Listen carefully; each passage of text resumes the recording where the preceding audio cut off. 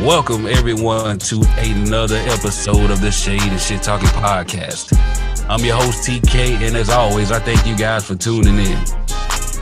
Now, this episode will be a hot take episode featuring my boy, my cousin, my guy, Mr. Sipp Culture himself, Mr. James Betts. What's happening, bro?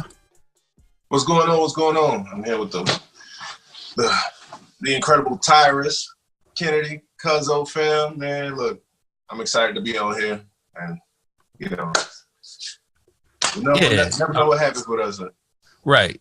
I'm glad you stopped by, man. The last time you came on, we had a nice conversation, good, funny conversation, and you was talking about Sipp Culture. Matter of fact, give us a quick rundown, a rewind of what Sipp Culture is and what you're doing with it. Yeah, Sipp Culture, Sipp, short for Mississippi, is basically me highlighting individuals within Mississippi's culture and giving us that platform to just show the excellence and the talents and just everything great within Mississippi's culture. Basically, we're like statistically last in every category or almost last, and people have this notion about how they view us in Mississippi, and I just want to shed light and kind of reverse that and put great people, whatever you do, music, economics, business, politics, anything, put that in the limelight to where it's showing that we are more than what the world sees us, what they look at us and how they view us. So, but Sipp Culture is basically a platform that just highlights individuals beyond and kind of talks about the individuals beyond what they do, opposed to just, like I said, how they view us. Oh man, you ain't lying. They view us pretty horribly in Mississippi, man. And yeah, I remember I was traveling. I believe I was in California. This is a few years back, but I'm talking to people, and they automatically knew from my accent, like, right. This nigga ain't from here, Mm-hmm. And when they asked me where I was from, I was like, well, I'm from Hattiesburg, Mississippi. And the first thing they asked me was like, damn, man, do they still have public hangings down there? We heard that they do. I'm like, right. it took me back, like, fuck, they really think we, really living like this. But mm-hmm. but then when you have a bunch of the shit that pop up in the news, and, you have your Cindy High Smiths and your Phil Bryants and all of the bullshit involved with that, man, it's kind of hard to refute a lot of the bullshit, man. That's why I appreciate what you do with Sipp Culture. It's kind of a tough hill to climb because, like, somebody told me it was a suicide mission trying to do this instead of just leaving it alone. But I'm up for the challenge. People, like you say, the person just said that, and that was the first thing that came to mind. And I knew, like, it would be a challenge just to change how people would look at us. But it's always a challenge in anything you do. Everything's not easy. And I love, as bad as we are in a lot of areas, I love where I'm from, and I have a passion for it. So I'm up for the challenge. Oh yeah, with definitely, man, definitely. And I'm here to help you as much as I can, man, and try to get it to be as big as and as loud and as explosive as it can be, man, because like you said, it is an uphill climb, a battle, but it's a war, but right now we fighting battles to change the perception of Mississippi. That's what we do with Black with No Chaser, man. I mean, we based out of Jackson, and just like you, we trying to change the perception of what people think of Mississippi, of what people think of Black people, and we doing it our way, loudly, proudly, and unapologetically. So as always, man, we here for you, bro.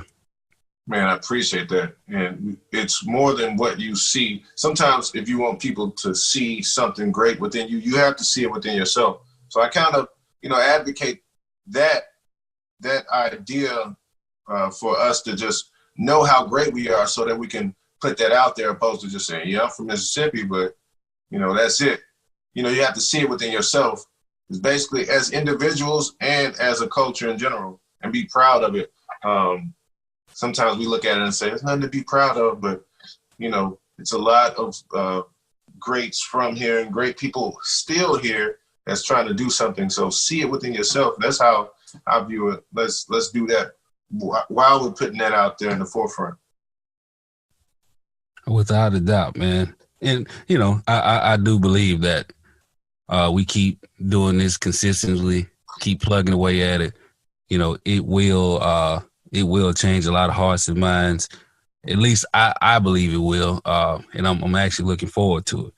Now, you know, normally I have a huge topic or some specific topic to talk about, but you know, since I got my boy with me, man, we gonna do just what I like to call some hot takes on the hottest shit that's in the news, whether it's politics, sports, entertainment, whatever. So I think we just gonna get right into it. So you ready, bro? Let's get into it. Let's get it. Okay, no doubt. So the one of the biggest things that's been being talked about these last few days was that shooting over in New Zealand. Right. I believe it was 50 people had been killed, 50 other people had been wounded, and I mean, when I woke up and saw it, that shit had me stunned, man. And even though it wasn't in America, it's still unbelievable to me. You know, it still resonates with me because we've seen this, you know, multiple times. Like we had the shooting in Vegas and things of that nature.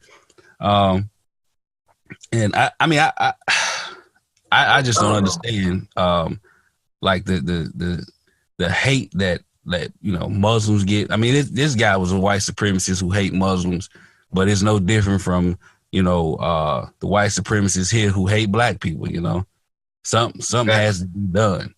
You know, when you saw it, what did you think about it when you saw it? I don't know. It's just like it's like same episode, different cast. How I look at it is just having that hatred based on somebody's religious background or ethnic group or however you look at it, and you just go in there without a conscience and just shooting like with ease, people, innocent people, and, you know, somebody opposite of whatever culture you're in, white supremacist. I don't know. That deep hatred, I always like to go to the source, but that deep hatred makes you go up and kill people opposed to just trying to understand.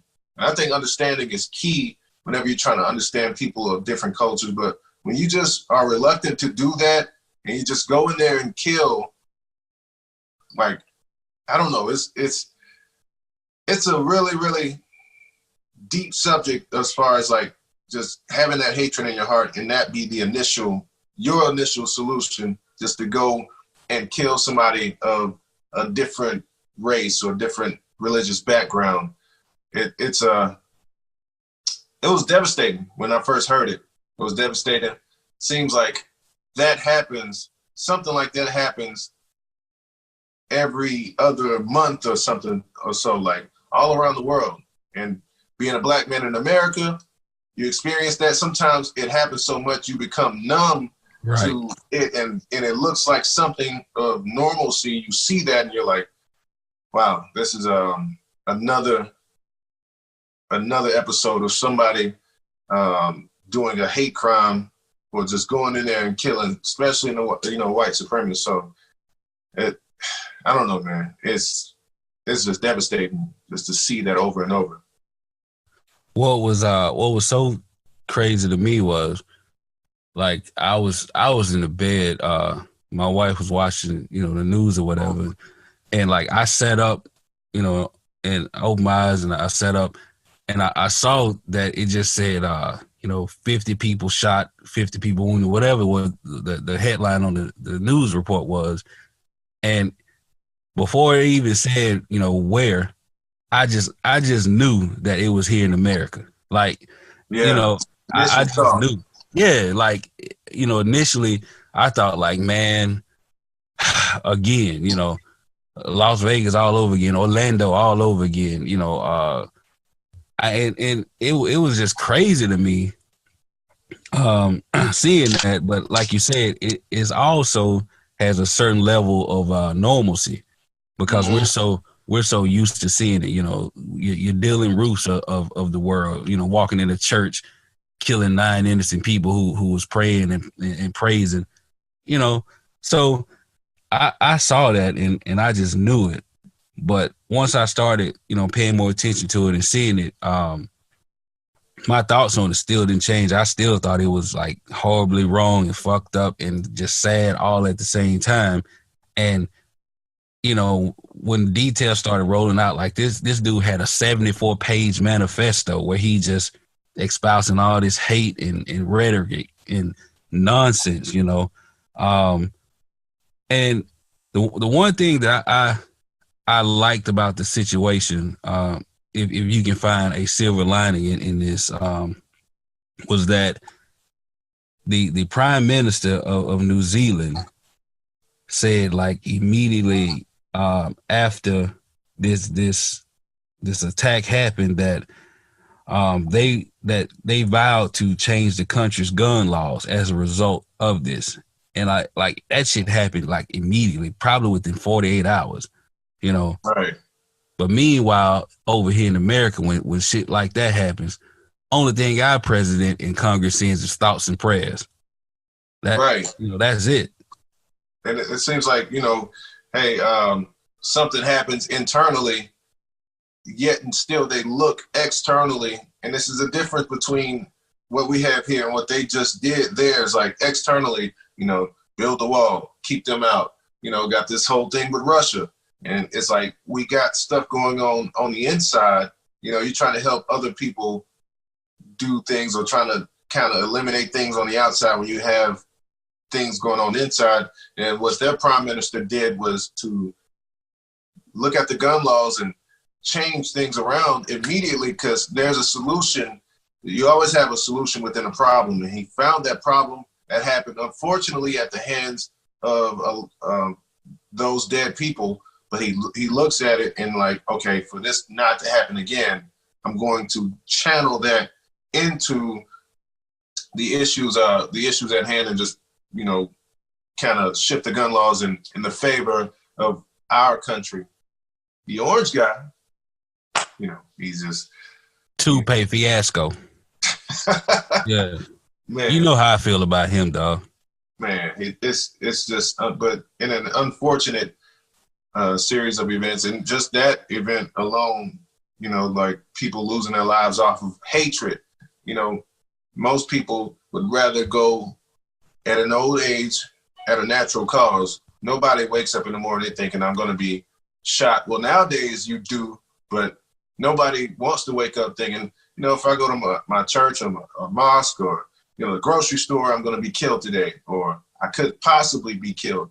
Now it's that paranoia that's built because of things happening on a consistent basis with white supremacists doing these things. And, you know, sometimes in their view, when this happens with someone of their color, they look at it and they say, well, maybe he had a mental issue. They kind of empathize with the actual killer, and before they do the people that die, they might throw it out there, oh, that's sad, but look at the kid, he had so much trouble going on and all this stuff, and they go into his history because of his pigmentation. You know, I don't want to get deep off into that, but I know based off of that, there'll be a level of empathy there, and then they would go into, you know, okay, he should be punished, or maybe he'll get off and, you know, go to, you know. Well, I mean, it's interesting you say that, because you're right though, actually. Like even with this guy, immediately following this, you know, one of the stories that I saw that they ran was different people talking about how swell of a guy he was. How he was such a nice, kind, gentle person, but he didn't change until he decided to go travel the world. And, you know, they started naming places where he had visited, as if visiting these places caused this dude to become an absolute fucking killer, you know? Right. And, you know, that kind of goes back to something you said earlier when you mentioned, you know, build a wall and this, that, and the third. Instead of people looking within to solve their problems, they want to point the finger and blame outside sources, which is what that wall is doing. You know, we hear about the rapists and killers coming over here, you know, from Mexico terrorizing the United States. Well, hell, it's plenty American-born rapists and killers, you know, going on every single day. Right. But that's what I liked about the situation in New Zealand. They was like, nah, fuck this. We got a problem here. Right. Before it gets worse, we finna take these guns out you motherfuckers' hands.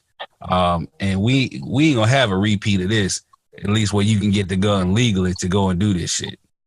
That's how it should be, like an instant reaction to a crisis or some sort of disaster. You say, hey, this is what happened. We're going to instantly go to the problem with a solution. Sometimes it's kind of hard to go in there with just pure emotion, but sometimes that can drive you to the solution that you have, you know, for some issues that you have within your infrastructure. And just like, you know, the people kind of looking at this individual and saying, look, you know, he was a good guy and naming all this stuff until he traveled. And I had a conversation with a guy this morning, said once an outside entity takes the blame for your actions, then you're irresponsible.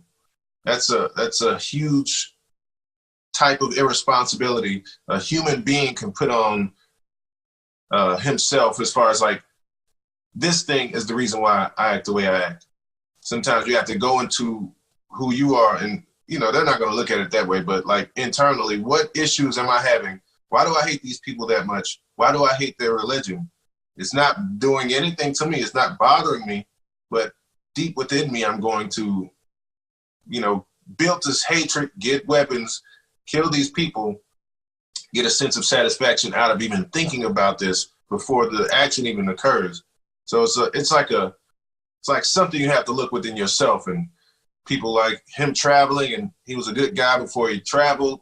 That's crazy. Just traveling alone makes him a killer. If that logic was true, I'm not leaving the city. Like, I'm not leaving where I'm from. If that's gonna make me a killer, like, come on now. Right. Fuck leaving the city. I ain't leaving my street. You know what I'm saying? You know, and like another thing concerning this whole situation that really, really and truly bothered me, and this is why I have such a problem with mainstream news, all of them, Fox, CNN, NBC, ABC, every last single one of them, was the fact that this dude shot 100 people minimum, right? He killed 50 of them. He live streamed what he was doing. It's a 17-minute video out of his live stream. Yeah, I heard, but I haven't seen it. Yeah, I didn't even want to watch it, but it's a 17-minute video out of him doing what he's doing. He posted his manifesto online and all of that.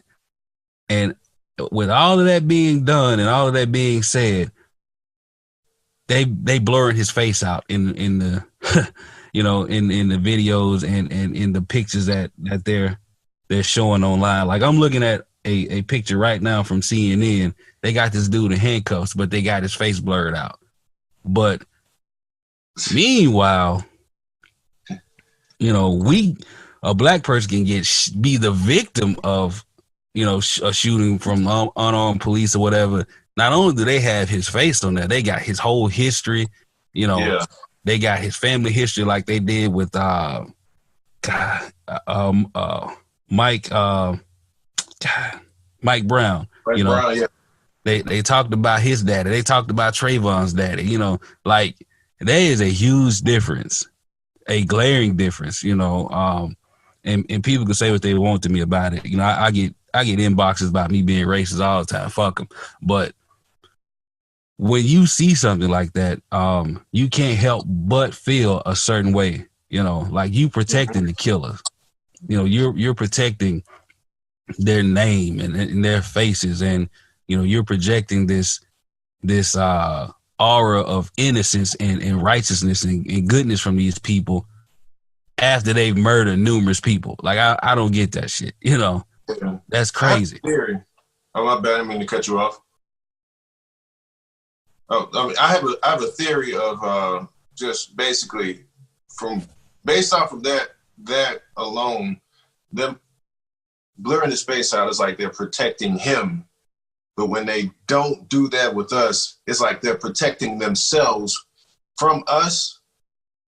Not, right. It kind of speaks into the power that we have and, things that we're capable of as far as our intellect, our like physical buildup anyway, anything going on with us, it's like they're protecting themselves from us, but then protecting the public from him, his face, and all of this stuff is like protection in different instances, like where like Black people in general, we're going to put you guys out there and make an example of you, but I'm glad we can do that so it can make other people calm down and not take the route that he took.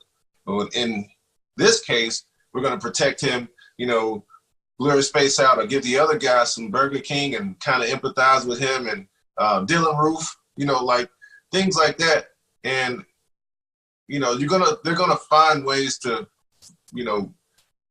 something in your past and connect it with, this is why he got killed and this is his history. So right. Even if it wasn't justifiable, he just, held his hands up and get shot. And they're like, well, back in 95, he stole candy from a store, so he's a thief. Got him off the street. Like, wait a minute.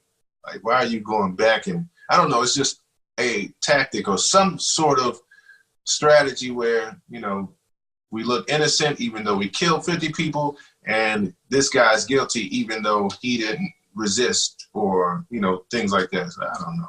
Well, they have the complexion for deflection and discretion and protection. That's what it is. See you, Robin. I mean, I used to spit bars back in the day. You better ask them about your boy, man. I was mean back in the day. But you brought up some. I mean, we can talk about this all day, but it only incite more anger. But you brought up something you said a couple minutes ago where he had his hands up, right? Right. And it made me think about something that just recently happened 2 days ago. You remember back, this was last year, I believe, in Florida. It was a brother who was a speech pathologist, a therapist or whatever. He had an autistic kid, who the police, they shot him. They shot the Black dude. He was laying on the ground on his back with his arms stretched out, his hands up. He was explaining to him that, something was wrong with the kid and he's there, to help the kid. And the guy's name was Charles Kinney. And this was in North Miami. And what happened was this autistic kid, he's a big kid. He probably was grown. They didn't, talk a whole bunch about him. But he was holding a silver toy truck. And the officer said that the officer insisted that the kid had a gun, and he fired 3 bullets, right? But he shot at the damn hostage, the Black dude, what he said was the hostage. But, the Black dude, like I said, he was laying on the ground with his legs outstretched, his arms up, explaining the situation. And he practically begged them not to shoot him. And he still got shot. Well, on the 16th, a jury deadlocked on convicting this dude. He he faced the jury of his quote unquote peers, and five of them believed his story, and one of them didn't. So it's deadlocked. They five voted to acquit this dude. The officer name was Jonathan Aleda. But anyways, my point of bringing it up was it goes again. We was talking about protection and all of that. Like we don't have the same leeway when it comes to committing crimes and doing fuck anything actually. And to see that, man, that shit made my blood boil. I remember talking about it on Colonizer Nonsense. Mm-hmm. And I just knew for a fact that this dude was going to jail, or, this dude wasn't going to be a cop again or anything like that, but like he shot an innocent man just laying there and faces no repercussions, man. That's crazy to me. Yeah, it's kind of weird. Like, I'm a huge fan of evidence. Like, anything that, okay, you're going to tell me something, well, I'm going to have to look and see the evidence that, you tell me something, and I'm going to look at that and go off of, what is there. If a guy can do that, a white guy can do that. If I fuck up at my job today, I'm getting in trouble. They fuck up, they get off paid leave, whatever the case may be. And that's where I say that idea of protection that and it's not even a theory, because it keeps happening. Like, that idea of protection of these guys believe this story. And we have to look at it too. The jury, these people are human beings, and some of them will not display any logic. They may sit in there because they can empathize with a guy that looks like them, and there's no logic being played there. They'll just say, hey, let's get this guy off. He killed somebody. There's no sort of punishment that they fear that will occur while this happens. Like, it's nothing that they will say, okay, if they mess up or they kill somebody, like, I might get in trouble, but chances are I'm just gonna be suspended. Like, that's the mentality they go in. So killing a black person, unjustly, to where you can kill them, and in your mind, consciously, you can say, I know as a huge percentage of nothing happening to me. In America, I can do that with no consequences. There may be consequences, but chances are I won't be punished for it.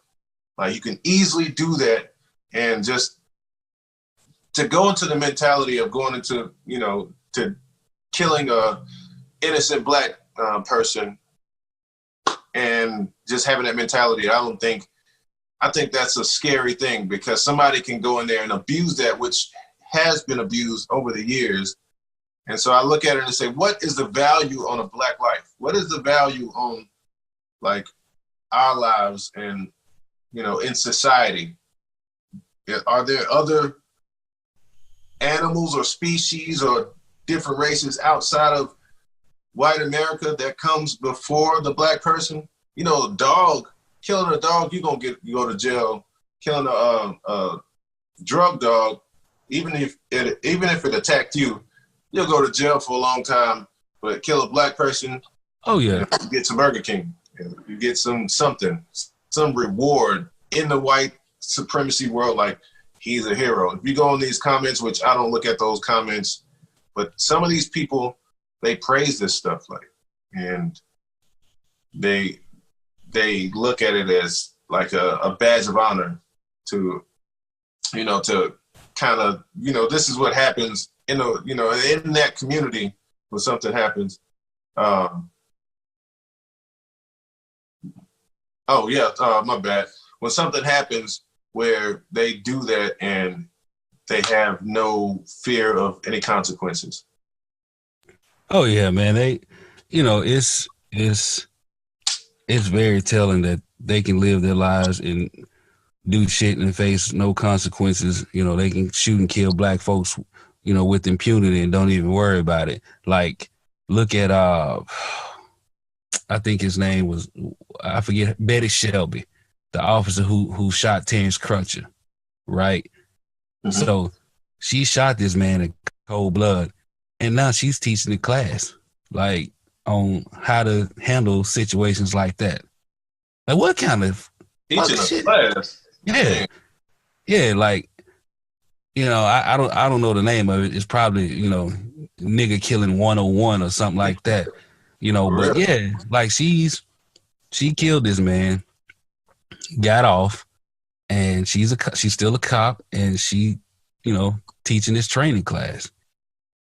And only in America, where if you're white, you can kill somebody and go get a job. A black person with a criminal record, you're gonna have to find a way to pay your PO, but we're not gonna hire you. Stuff like that. Yeah. Kind of you could see the polarity of it, like on each side of the spectrum. Kill, get a job. Kill, can't find a job. Yeah, man. Our justice system is a complete joke, man. It's fair ain't even in the description when we talk about the U.S. justice system, and we could talk about 1,000,001 incidents to show examples of this going on.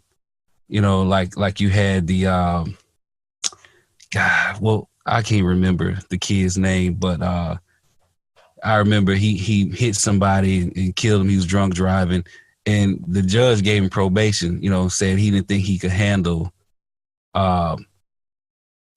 going to jail. The affluent kid, they said he was too affluent, too rich to be put in jail, and he got off.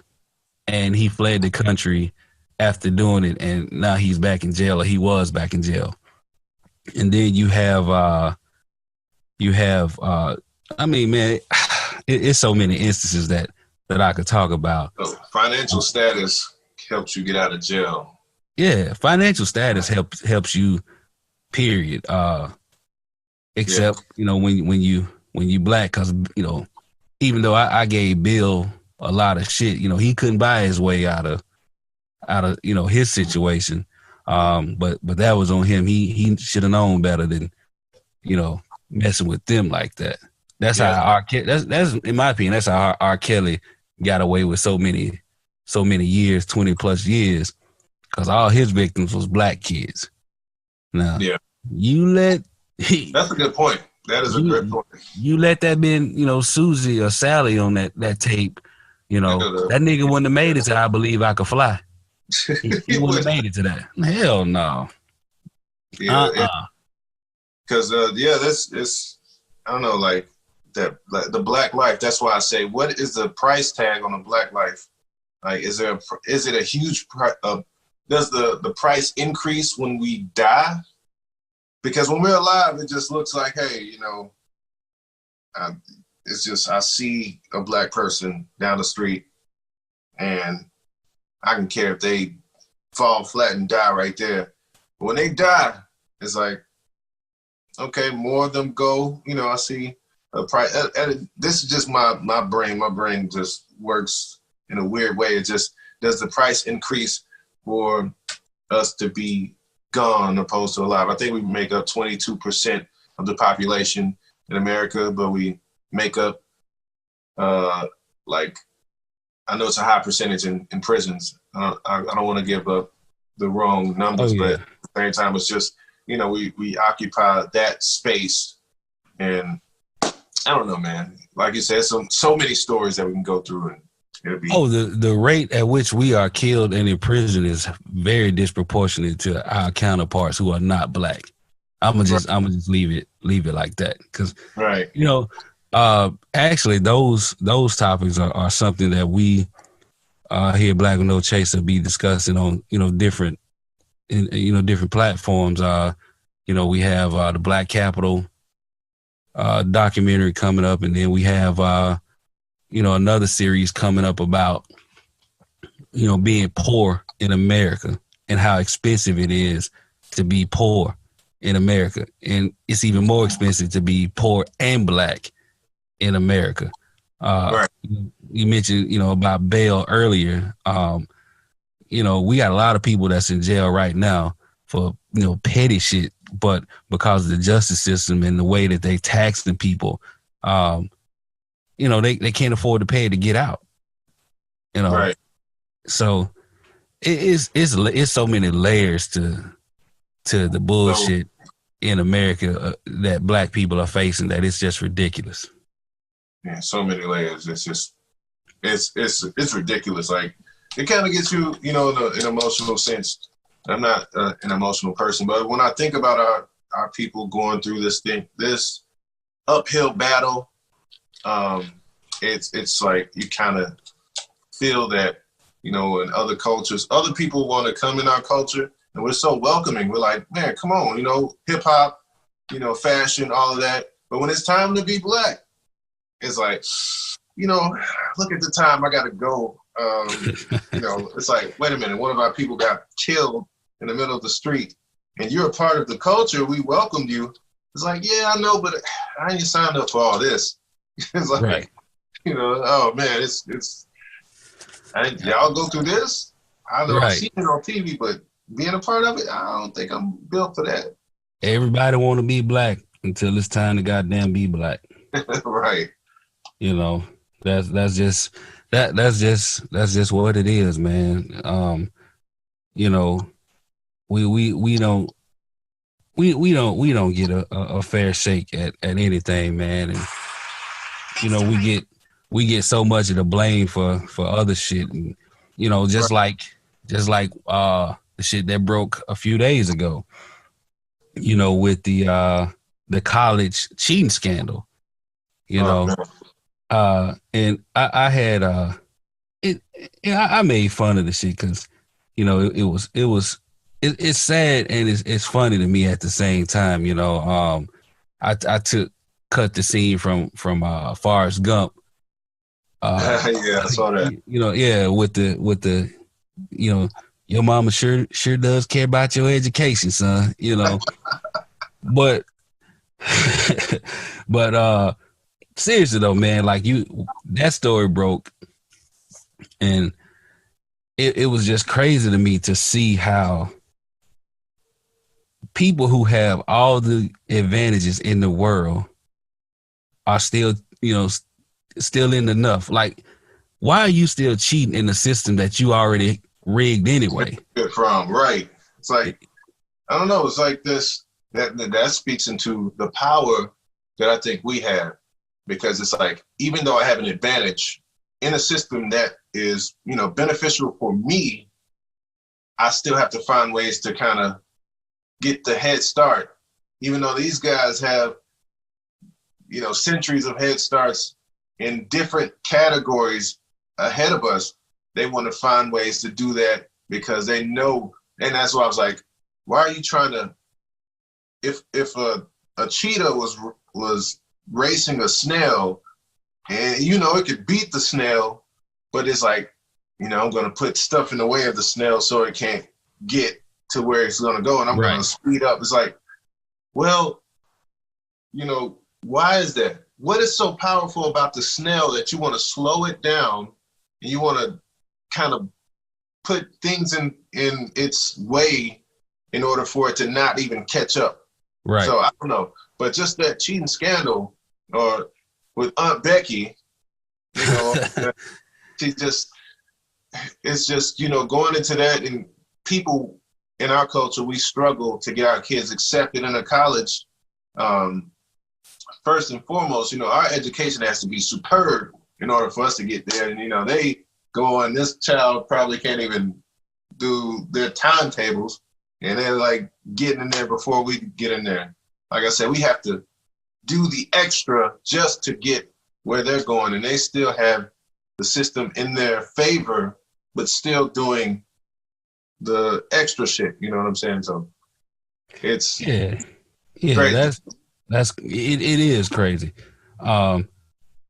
It like you said, Becky, right? So, Becky from Full House, she went from Full House to the jailhouse when they arrested her ass, But it throws me off. I just don't understand like why. Like, you know, we're talking about they were paying tens of thousands, hundreds of thousands of dollars to get their kids in elite schools, but at the same time, they're espousing bullshit like, you know, white people aren't getting a fair shot because of affirmative action. You know, and it's crazy to, and I know a lot of people feel like fools and look like fools for saying they didn't get into schools because of black people when it turns out it was your own people. You know, Exactly. Like that just threw me off. And another crazy element to that whole story was that Aunt Becky's daughter made I guess an IG post a couple years back, you know, and in this post she pretty much said that, you know, she wasn't going to class, she was just experiencing college, you know, for the football games and, you know, for the parties and all this other type of bullshit. And they paid all this money and cheated, you know, somebody who actually deserved that spot out of that spot.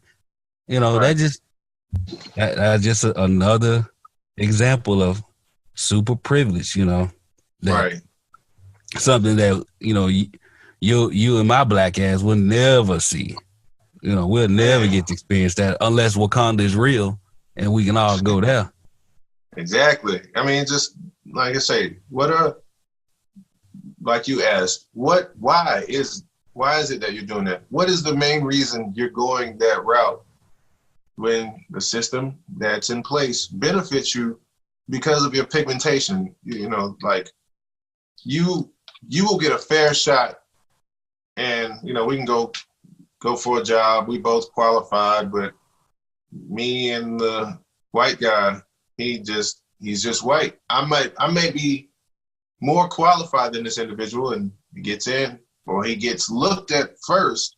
You know, it goes down not only our pigmentation, but our names. If we're named something that's too black, or our hair is looking a different way, but just it's automatically a disadvantage before you even speak a word. And you know, just them getting into the schools, and I'm glad they went into the history of her daughter and found that IG post, just like Right. they do us. But at the same time, it's like they at least get in and then get caught. With black people, it's like, nigga, you ain't getting in. You ain't. What are you doing here? What are you? Right. For a janitor position? What's going on? You want to, sweep the floor because getting into school? Come on now. You push it. Yeah, and it was like, you know, I'll just say this one more thing about it, man.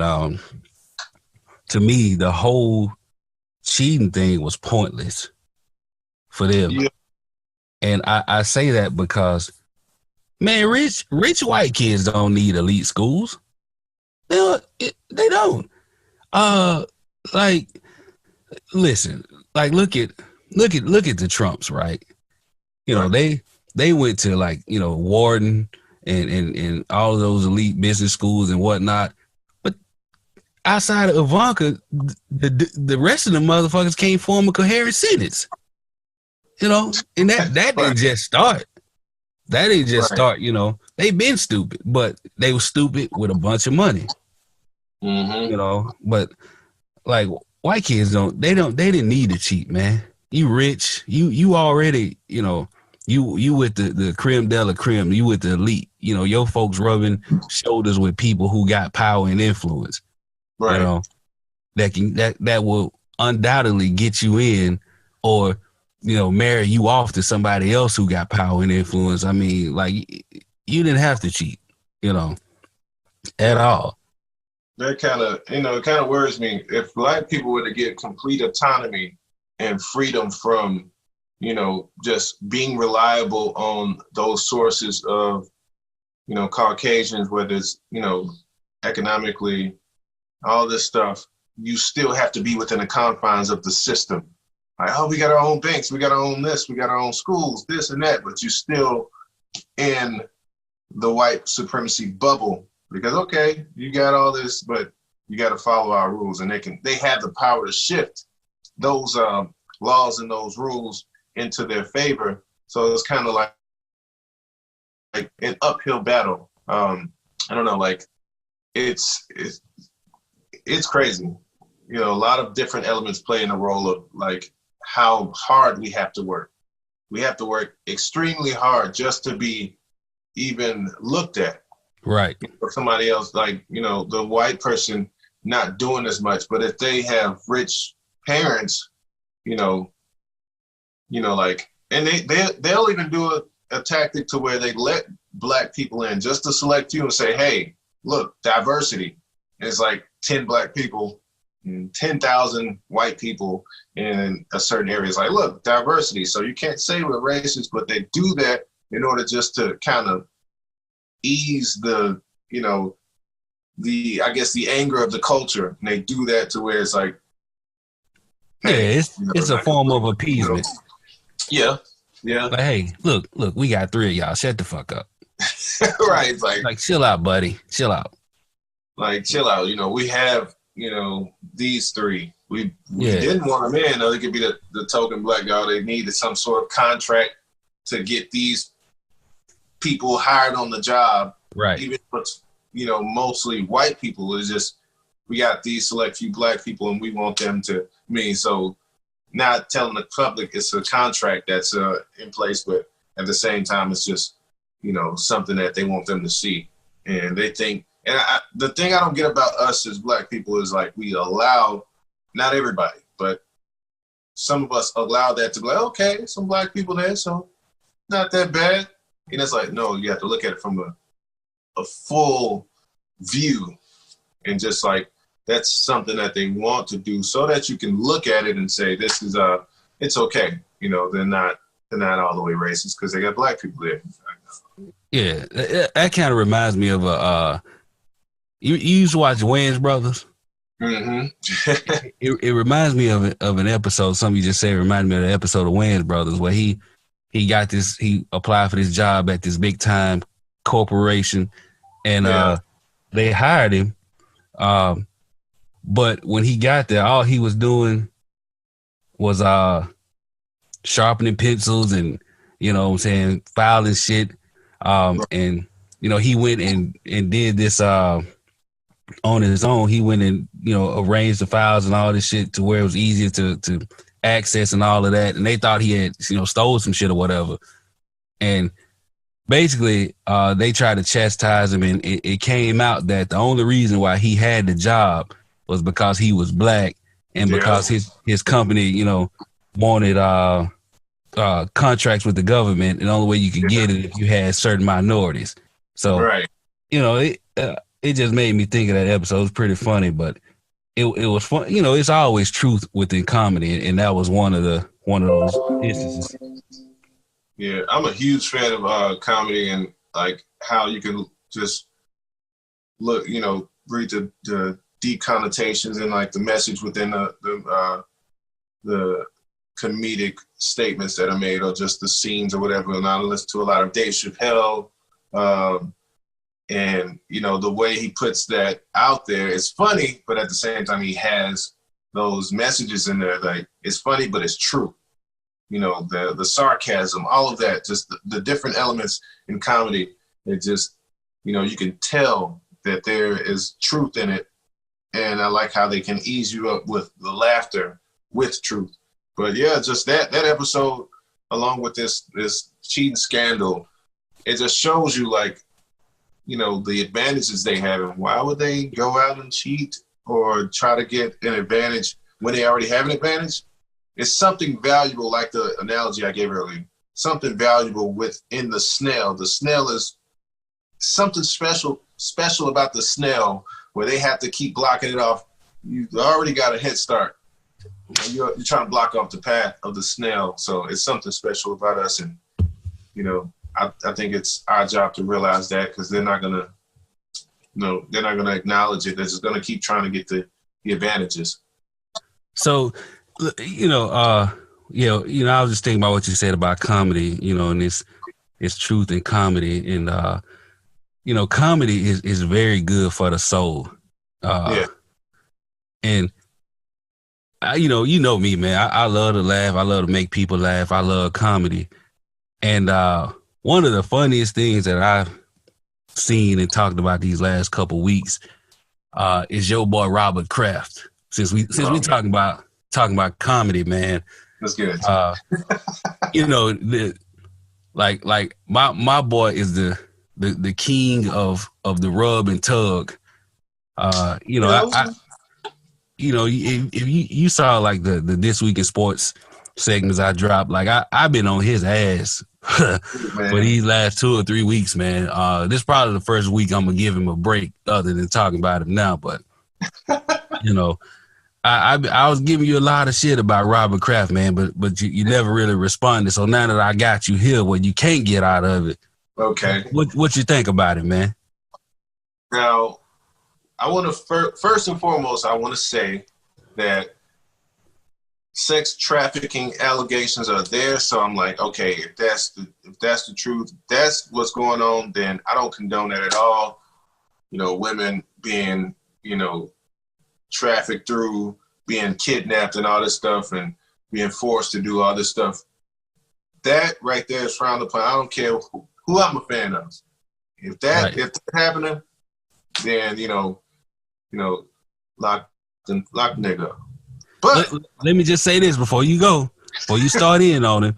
A story came out, might have been yesterday, the day before. After 3 weeks of searching, the feds have not found any evidence of human trafficking in that particular spot where he was at. So we'll just take that off the table right now, since the feds took it off the table. We'll, you know, in fairness, we'll take it off the table. But let's talk about his pill popping and tricking. What you think about how my boy living down there? Pip, look, man, like, all right, I'm going to empathize with my boy. You know, his wife passed, you know, all this stuff. He's just going through some things. He just wanted to get a little, you know, a little TLC, make some things happen.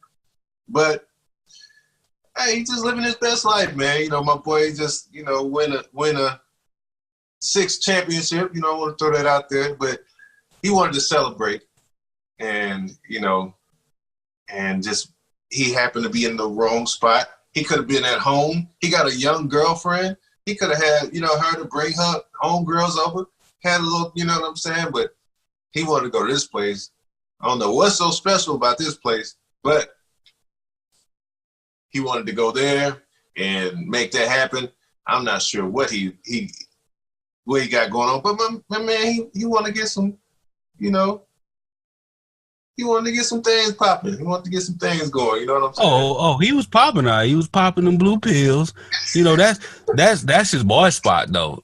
You know, the lady who formerly owned it, you know, she was selling access to Toupee Fiasco. So, you know, that's his boy spot. But as far as Kraft goes, oh, come on now.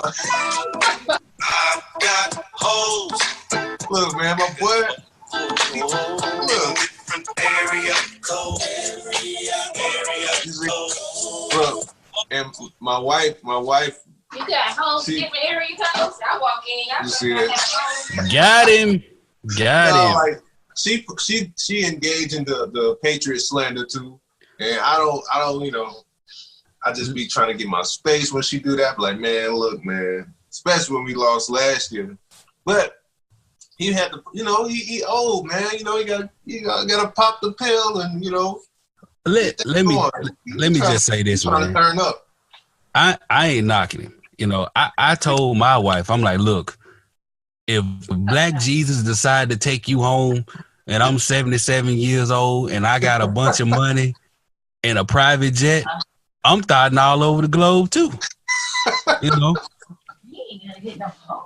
But I mean, like, but here's the thing, though. Here's the thing.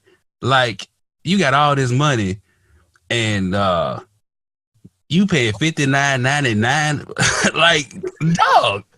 Look, listen, I'm not gonna buy the same women that the nigga who work at Burger King can go buy. I'm just not doing it. But I'm sorry. Look. You see how much you be paying players? Tom Brady is probably the 8th highest paid player, maybe 10th. You know, he ain't gonna pay no money. So he going down there, he's gonna get the $59.99 deals probably the 2-for-1 special. This dude has been cheap for a long time. Yeah. I don't know. So it kind of goes into. It's just not in drafting players. It's like it's just like got him. My wife said, "You ain't having no other woman when I die. You better just die." I'm like, look, man.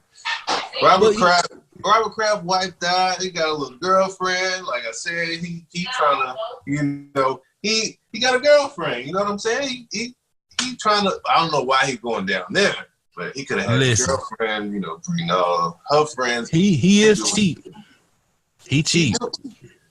You know, Tom Brady is probably, like you said, the 10th or 12th highest paid quarterback, and he's also the second best quarterback of all time behind Joe Montana. You know, he's trash. Brady is a cheater. I can't stand him. Oh, Lord. I wouldn't be surprised if he was down there cheating on his wife the way he cheated on the football field. So, no, man, Brady, look, man, he does it the right way. You know what I'm saying? Like, I knew. See, you gonna have me cornered. I knew you was gonna have me on the show, have me cornered, but you can't have me cornered because you know my boy. He's the best quarterback of all time. You already know. Second best, yes, I agree. Second best behind Joe Montana, yes. So if Brady went like 3 more, he's still not to go. He's done. He's done. He won't win 1 more. He is done. It's over with.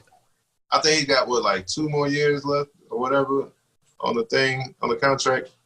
If he wins 1 more, he's the GOAT. Even though he's already the GOAT. He's been the GOAT years ago. So might as well just. I give him credit for probably 2 championships.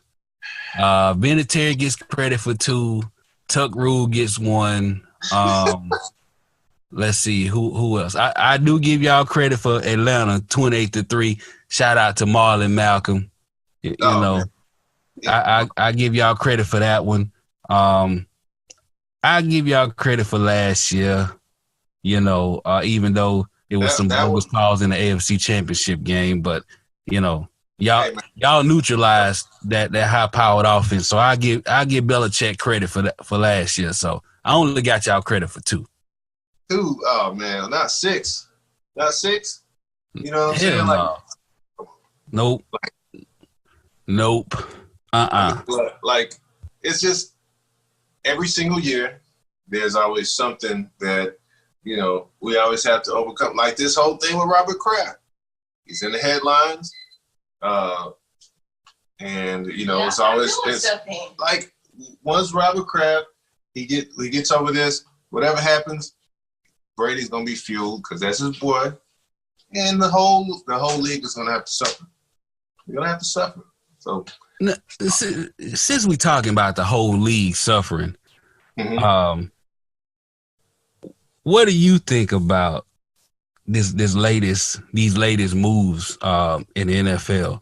Like I really think Cleveland about to jump off, man. Man, like this is exactly what they needed. I ain't gonna lie. I'm happy for them boys. All these years, they just been the punching bag. People have been making fun of. They draft all these number 1 players. They don't turn out to. I mean, you just get there and you just be forgotten. Maybe a Heisman Trophy winner. And you just get lost in the system and you get traded all over. And it's just like you don't play up to your potential. And Baker Mayfield came in and just like kind of, not saying he just had an incredible season, but he kind of gave the Browns more looks. And then when they got Odell Beckham, when they got what's his name from the Dolphins? The other receiver. Oh, Jarvis Landry. They got him at first, and they would start, building that chemistry. And then they got Odell Beckham, which I thought Odell Beckham would go somewhere else. But the Browns, and, they have that they went to college together. So yeah, they best friends. Yeah, so now they're on the same team, build that chemistry with Baker Mayfield. All they need is some defense, get some, O-linemen or whatever.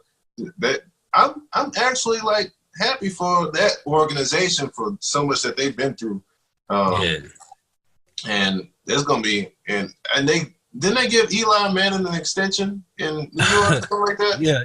So Eli he got a $5 million roster bonus of some sorts.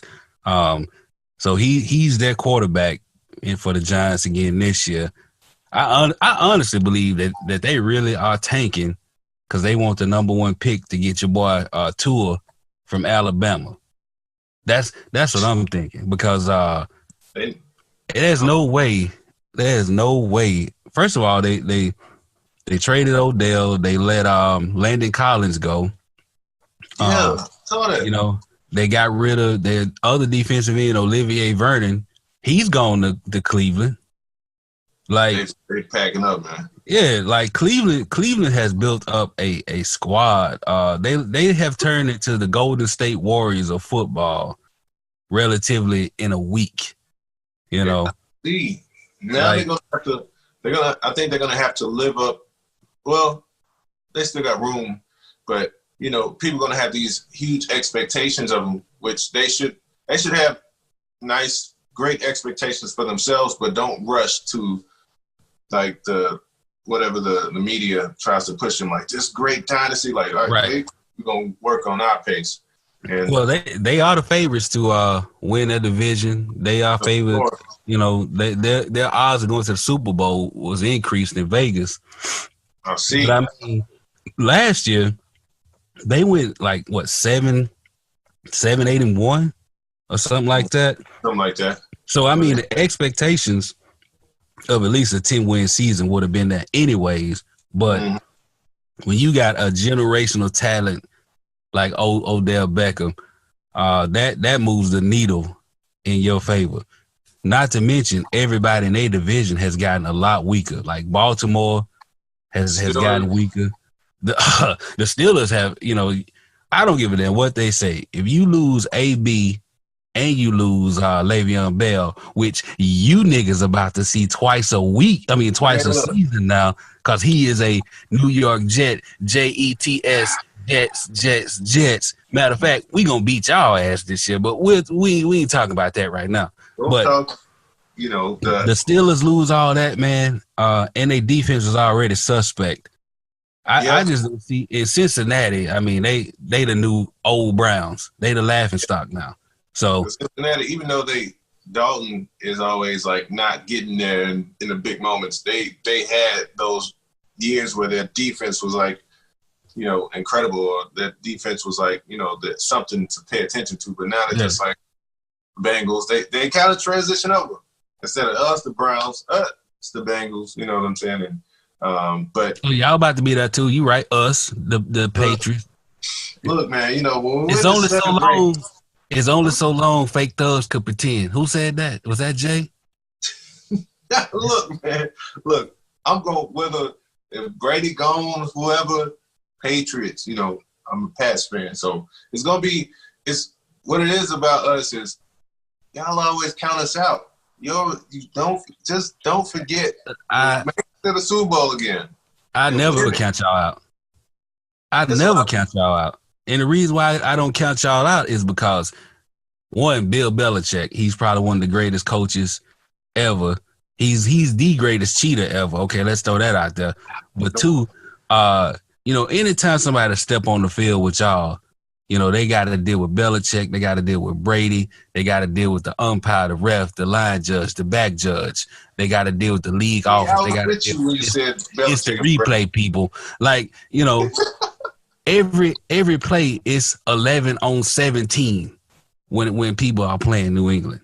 Not to mention, they probably got y'all locker room, you know, the business locker room bugged. You know, they filming them and shit. Like, New England is just a bunch of cheaters, man. Look, we really got Michael Bennett.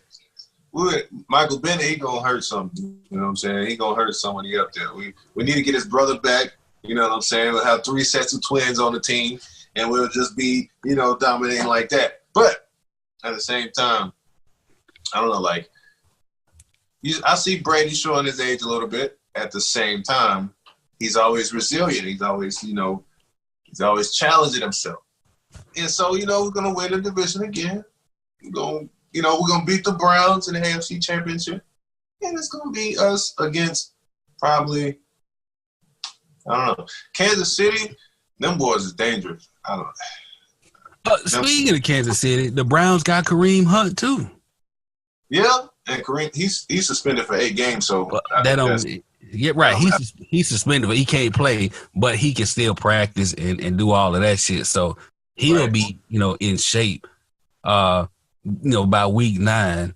Hell, them motherfuckers might be 7-1 by the time he get back, and work him in with Nick Chubb. Like, if you look at that lineup, the way it's constructed, man, them boys is a problem on both sides of the ball. A real problem, man.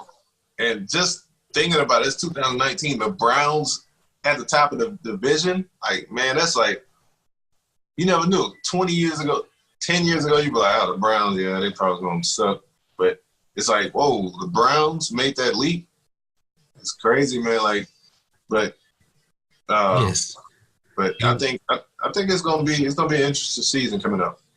All I can say is the last shall be first, and the first shall be last, which means y'all asses is done.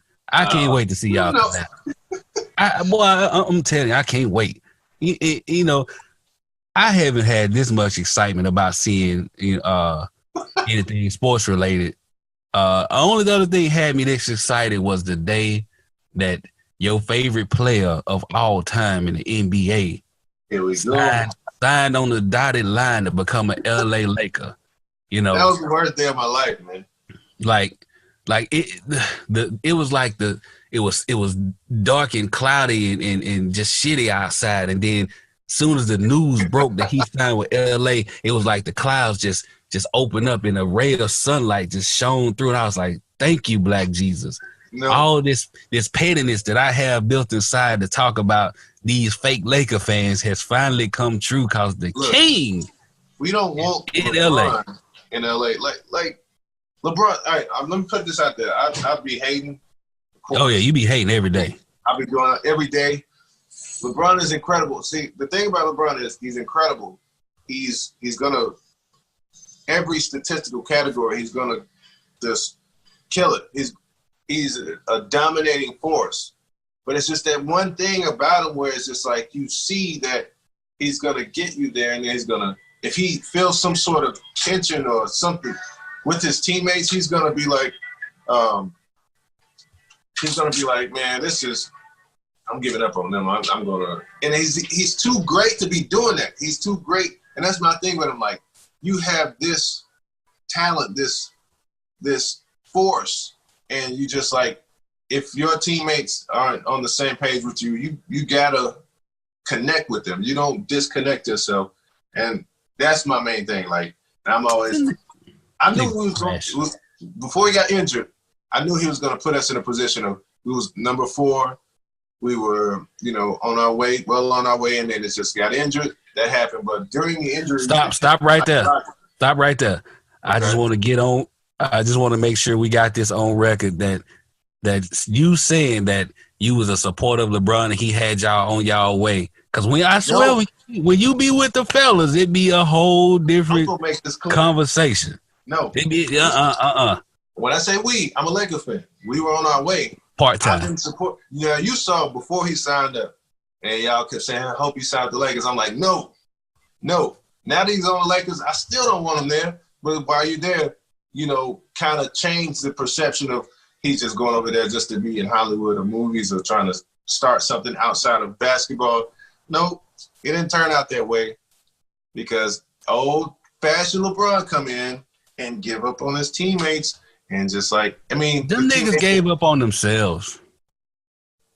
He has to be that. See, that's a part of leadership. Some of those guys aren't as confident as he is, and that's not his fault. But him going to them and making sure he connect with them and make sure that and I hate to bring this guy up, but Kobe Bryant, man, he was good at that. He was like, boy, you lying. Kobe used to trash niggas left and right, dog. You know that. Look, in practice. Practice? We talking about practice? Practice. I'm just saying, in practice, like, there was this clip where he's just getting on to Vujicic and Jeremy Lin and elbowing him and just talking trash to him, but just kind of bringing that, because you got to have a dog in you whenever you're just trying to go out here on the court. And some of these guys are just like with Paul Gasol. He actually found what motivated him, made him angry, but had him turn that into this is when they won, I think, against Orlando. He actually, I'm just saying, he got him. Listen, man, y'all get Kobe too much credit, man. Look, man. Listen, man. It's like y'all got this nigga on a pedestal, man. It's like the Father, the Son, and the Holy Mamba with you niggas. Man. Y'all need to cut that shit out, bro. Look, it's a difference. You can tell it's a difference. Like you can tell whenever, like those type of leaders. I'll even bring up other leaders, like just other leaders that come in and say, "Look, we got to get this thing on the ball. We can't just be out here and giving up. Oh, y'all giving up? Well, I'm giving up too. Well, your attitude is based upon your teammates, how they feel and how they interact throughout the game, and that makes you sit back and just say, I'm going to look at, I'm just going to do my thing. I'm going to pad up the stat sheet. It's incredible what you're doing with the stat sheet, but that doesn't translate over into not only the wins, but also like your teammates giving you a level of respect. Because you put yourself in a position where these guys were going to be traded and you were like willing to, let's do this, even though you're not the GM, but you act like it. I'm not going to put these guys – these guys are going to be traded. Now I got to get along with them, but I'm still going to keep my distance. Like, it's a whole bunch with that. Like, listen, man, everybody leads differently, Kobe, y'all Lord and Savior, who by the way can't fight. Just let me throw that out there. They held Chris Childs back on that one. Like after he hit him, he was going after him. They got the way. Let him rock, man. Kobe threw that weak ass elbow, got that 2-piece spicy no weight with red beans and coleslaw and a soda, and he took that. You know what I'm saying? Like if I was Chris Childs too, shit, I'm backing up with Shaq, big 7'3", 315-pound ass running than me. What I'm standing around for? Shaq was like, look, y'all, chill out. Okay, what about Reggie Miller? Reggie Miller choked that man out like Ike Turner.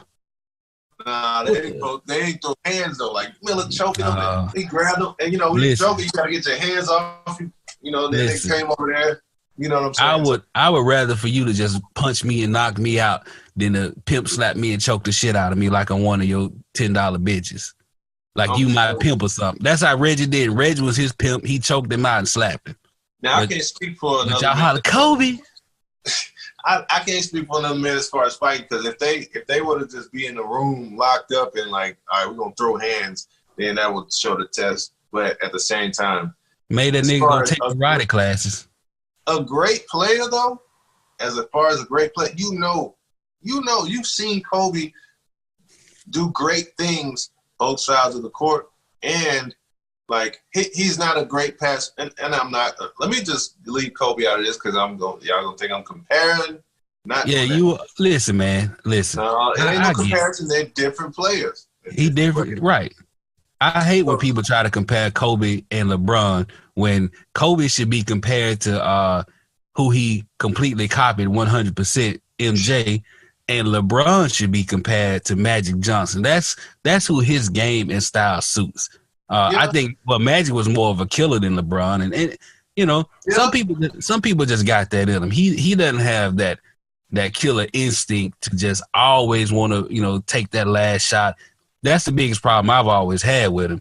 But it didn't make me hate him like y'all niggas be hating him, man. Y'all hate everything from that man's hairline to his goddamn shoes. But not only not taking a shot, but like just see those elements of where he's not using that ability to you've seen him take over a game where like 38 points and just a triple double, and he was unstoppable. But like it's inconsistent. Looks like purposely. He could really be, that person, huh? I mean, it's so inconsistent, but you can tell in his body language, like that leadership. All right, I hate to compare Tom Brady. You can tell he's not going to give up. He's not going to be like, man, we're down by, 28-3. I'm just, at least we got here. No, he's going to be consistent. He's going to keep driving through. Once you see some sort of defeat within the body language, then it's just like, Well, we've seen it. We've seen it with Brady. He just had people saving him. Stop it. Y'all niggas act like that's another one. Y'all act like just so infallible. Like nothing. He does nothing wrong. He's trash. He ain't I mean, listen. He gonna always be trash to me. I'm a New York Jets fan. I'll never get that nigga credit. I know where your trash. Discourse comes from with Tom Brady, but and I'm not ashamed to say it. I'm gonna hate that man until he's out of the game, and then I might show him some level of respect. But until then, no, he's garbage. He is a cheater. Man. The league changed the rules to suit him. I can't stand him. As a Jets fan, I that's expected. But and these other people outside of our division, they just saying it just to be safe. But right. As far as LeBron, like it's sometimes you have to do it like for just to see that greatness you have within you, because it shows. I'm like, when I first seen him play in Sacramento, against Sacramento, his first game, I'm like, this kid is going to be unstoppable. Like, they couldn't do anything. I think they lost that game, but I was like, this dude he's going to be incredible. Stop right there. Let me just get this also on record, too. You have to be a real fan if you can just go back 16 years later and recite to the day of a nigga's first game and his opponent. I got you. Bitch. Oh, I got it. But it wasn't from the beginning. It was just like over time. I'm like, this dude is like, why is he like giving up? Why is he like? It was over time. Like at the beginning, I seen him in high school. Like, okay, this kid's gonna be great. Then he played in the NBA. I'm like, impressive. But then he was young too coming in. It's a lot of young guys that came in, but he was young. But you could tell in his personality, it kind of translated over to the court, where it's just he's not connecting with people. They have to be already established in a way where they're confident in themselves. Then he can go along with them. If they're like Lonzo Ball in them, who's already like doesn't have that level of confidence, he ain't no coach. He's not going to just elevate them, and he may not be that type of person. But it just shows in like his like how he connects with other people. It's just that's my thing with him. Like and his fans too, because they put him in this. I better than Jordan. Like, come on, are you comparing again? You comparing them to Jordan and Kobe, and Magic Johnson had the dog, like you said, had the dog in him. Magic Johnson, he was I think they was talking about Isaiah Thomas. Like they was talking about that how he was the third option on the team, like James Worthy. Isaiah Thomas, he had that dog. James Worthy, Kareem. Go. Yeah, it was Worthy, Kareem, and then it was Magic. And Magic, but Magic took on the role like he could play all five positions just like LeBron, but like he took on and took over and was like, I had to play this role. And LeBron and Magic, they may be different, like mentally, psychologically, and it shows, but LeBron has the ability to do that, and he does it, and he kind of puts the blame or throw people under the bus, and that's another thing too. Like, he just really started that shit, man. Like, listen, man, listen. You said something about not being established, other people not being established, and I agree with that in this part of his career. But I mean, after dragging the niggas that he had to drag to the finals early on in Cleveland, that would leave me. 2007. Yeah. When you saw that, I'm like, that right there was like, okay, if those guys were as like AI did the same thing and he won against the Lakers, but this team he took to the finals, they got swept by the Spurs. Shout out to what's his name? Edmonds Jr. Earl Edmonds. Shout out to the MVP. But they got swept by the Spurs. I'm like, this guy, he's gonna turn it around the next year. And after that, I'm like, he's going to, Miami and all this stuff, and it's just I'm gonna tell you. I didn't think he needed that. Yeah, I agree. My bad. Go ahead. No, that's all I'm saying. He didn't need to have that to validate him because he took on the bad guy role going to Miami and just like, but I think he could have had something happen in Cleveland before leaving for Miami. I don't think that the whole going to Miami was a bad guy role. I noticed, like, for me, one of the biggest changes that I noticed in him was once he won that championship for Cleveland, that nigga attitude was like, I'm untouchable now.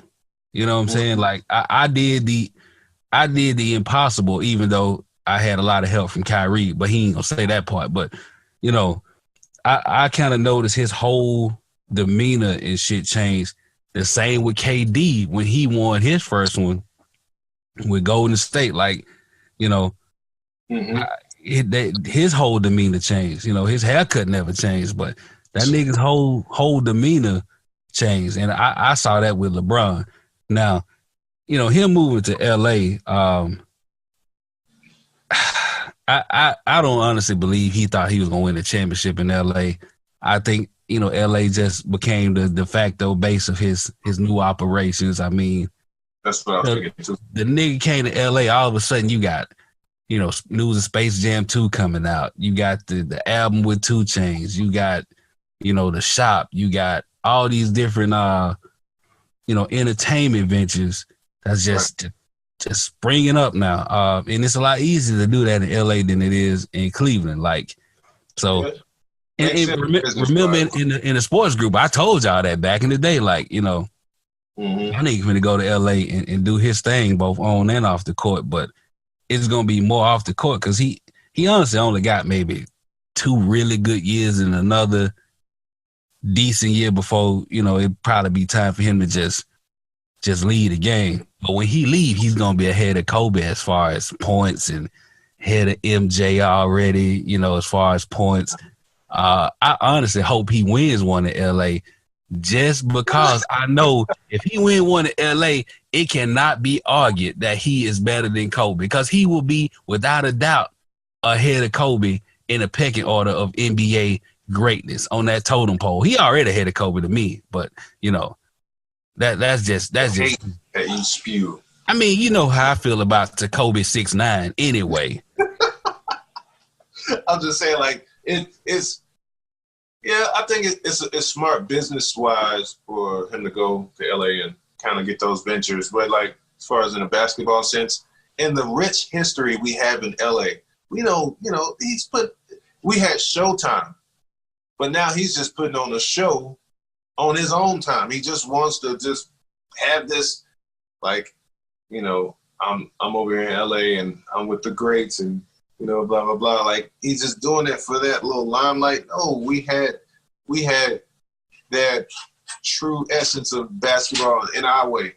And he just don't fit the mold. He needs to go back to Cleveland. Oh, listen, okay man. Y'all Laker fans are killing me. Look, you niggas are killing me. We have a rich tradition. Yeah, you had. We still have a rich tradition, big. It's just he just going over there bringing like. Listen, man, come on. LA. The thing about LA is it is built on and sustained by star power. You niggas ain't had that in 7 years, okay? So he gave y'all the one element that y'all didn't have for the last 5, 6, 7 seasons, right? For one. For two, he gave y'all hope. He gave y'all expectations. Now, albeit you niggas got some unreal expectations. Like, it's amazing that y'all thought that this team was gonna be like this, you know, this going a deep run into the playoffs, and now that y'all didn't make it, y'all mad at him, it's his fault. Nah, they showed what they were when he was out. When he was there, they was gelling. They played with confidence. You know, gelling. They was winning games. They was in fourth. And then, you know, the whole Anthony Davis thing broke after LeBron got hurt, and then Magic hurt. Desperate. Magic hurt their feelings, man. Put this shit on Magic, man. Magic told them they was acting like babies. He didn't tell them that to their face. He said this shit on national TV. And that hurt their feelings, and they got all in their feelings like Drake and shit, and they played like it on the court. Now look where y'all at. But y'all blame LeBron. Yeah, I mean, combination of both. His actions did have something to do with it, but come on, man. They grown, they getting paid. They let Magic hurt their feelings. But y'all as fans gotta cut this shit out, man. We're past the Lakers have won the least amount of games in the NBA in the last 6 seasons. Hey, look, man. Least amount of games. And that's saying a lot considering I'm a Knicks fan and we goddamn suck, nigga. We terrible. Terrible. I'm just saying, like, I don't know, we have this thing of we could have went and got another superstar. Who? Who? Magic. Yeah. Okay, Magic blew the Kawhi thing. Magic blew the Kawhi thing. That's Magic blew the Paul George thing. Yep. Okay, so he stayed in there. That was like a thing. I think Paul George knew like he was gonna stay there. Like, he made a little thing on stage. No, he said in the interview something that he was going to LA. It was something that happened. Magic said or whatever that kept him from going. Yeah, Magic blew that. Mm-hmm. Okay, so he got LeBron. Now, again, LeBron went because I think it had a lot to do with his own selfish desires or whatever for shit off the court. But still, y'all still got a top 3 player in the world. You can't, and that could be debated on the way that Greek Freak is playing, and we could have got Greek Freak, but his contract, but listen, man, y'all can. It blows my mind that y'all hate this man so much that y'all root for his downfall subconsciously. Y'all want to see him fail just so y'all can see, so y'all can say, see, I told you so. Like, what kind of nigga shit is that, y'all? I've been hate of the year 4 times in a row, but at the same time, on the surface, seeing a black man succeed is what I love to see. Now, as a fan, I'm like, look, LeBron, you could have went to somewhere else, man. He didn't want to go nowhere else. I wanted him in New York. I tell you what, I wouldn't be complaining right now. Oh man, I wouldn't be complaining at all. I would have been happier seeing him in New York than in LA. LA, I don't know. Magic is not doing a good job unless he's trying to pull the John Gruden and be terrible. And then all of a sudden kind of do what these moves John Gruden has been doing with AB. And he got the guy from New England. Got his name, Brown. I think he got Brown. Who? What about defensive line? Oh, yeah. He signed Trent Brown to that huge deal, left tackle. Yeah. So that's what I'm saying. He's putting the squad together. But unless Magic is trying to pull something like that, because he gave away Khalil Mack, and I'm like, but it's just I don't know what Magic is doing. I don't know what Magic is doing. He fucking up. That's what he's doing. I don't know if it's some sort of strategy. He went all on the table for AD. Like, look, we gonna give y'all everybody, even the janitor, for AD. And then it didn't happen. So I didn't think that was ever gonna happen. But LeBron, within himself, if you that great, it has to be a position where like you have to kind of show that. Now he's been injured. I put that out there. He's been injured, but you can tell in his body language. It's like he's not all the way there. Like that's the thing about Lakerland. He's not all the way there. You get somebody on Black with No Chaser, and they like, yeah, cool. I want to do this, and they there for other purposes and not wanting to be, for the entire mission. He go like, man, this man, I heard about you over there and CNN, and you doing big things now. You come over here, and man, look, see, like it's just something like that. Like, be all the way in and focused on, I mean, unless his focus is elsewhere, I don't know. But Magic takes some of the blame too. I'll just say this. This was the first year of it all. Now, they look like shit next year. I ain't got nothing to say. It'll be, what it is, but I don't want, I'm going to tell you right now, I will not be accepting any type of Laker love from you, from Fate, from Julian, none of you cats. If y'all out there balling come next year, I ain't accepting it at all. And I'm telling you right now. So pick your side and stay on it, because I'm gonna call you out. Laker for life. Like LeBron, he just a phase right now. We win one, I'm be like, I don't like him. But and Black Jesus is listening to me. Black Jesus, if you're listening, please let him win the championship next year. Please. Translation, Black Jesus. Please let him go somewhere else and win a championship. Oh no, y'all got him for 3 years. Y'all stuck with him. Ain't nobody taking that contract on. He gonna be in his 17th year, 34, 35 years old. Y'all stuck with him. Y'all is together. Like, no, he can be a GM, retire early, say, look, I'm not in it no more. My heart ain't in it. Or just tank some games to get out of that. I live a happy life. I can sleep at night, knowing that he just didn't make it happen. I mean, as a Lakers fan, I want us to succeed. So if he does win one there, then, I'll be happy for the organization.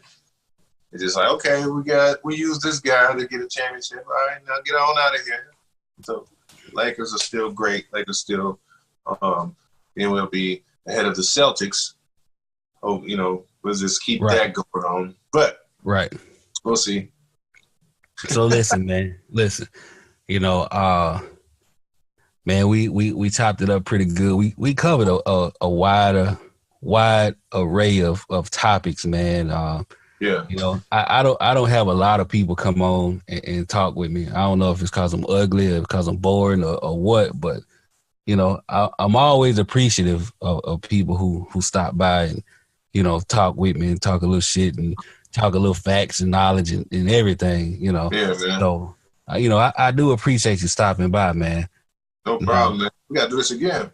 Oh yeah. Now, before we get out of here, man.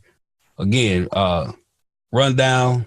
Give them a quick rundown of what you're doing, where they can find you at, so they can get behind this Sipp Culture movement.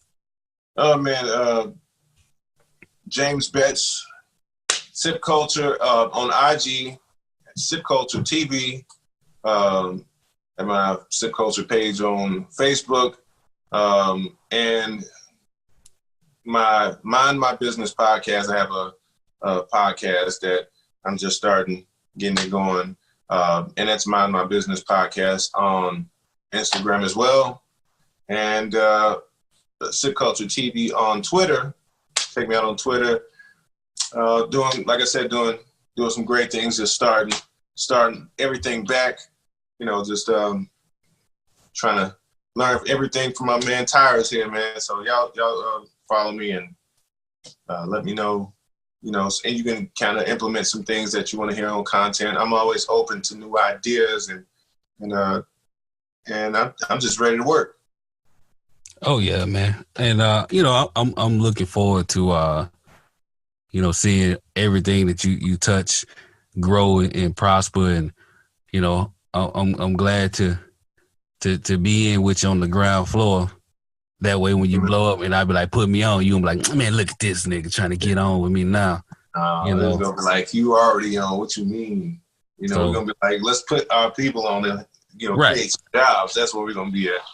That's the whole goal of Sipp Culture. That's the whole goal of Black with No Chaser, Black with No Chaser Radio, Black with No Chaser TV, Black with No Chaser Money Talks. Like the whole end game is to see all our people on and all our people win. So as always, man. Again, man, I appreciate you stopping by, chopping it up with me, and I look forward to having you on the next one.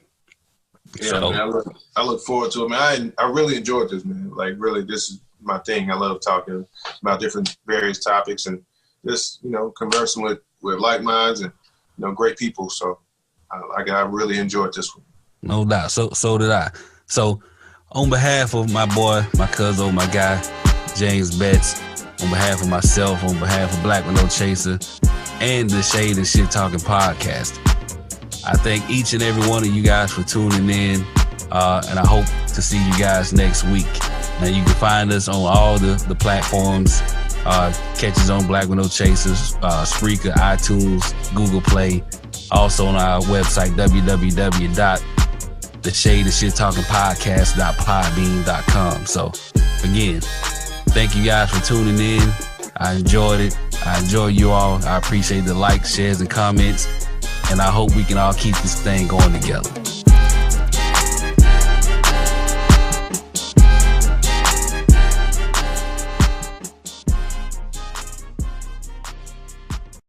The podcast you just heard was made using Anchor. Ever thought about making your own podcast? Anchor makes it really easy for anyone to get started. It's a one-stop shop for recording, hosting, and distributing podcasts.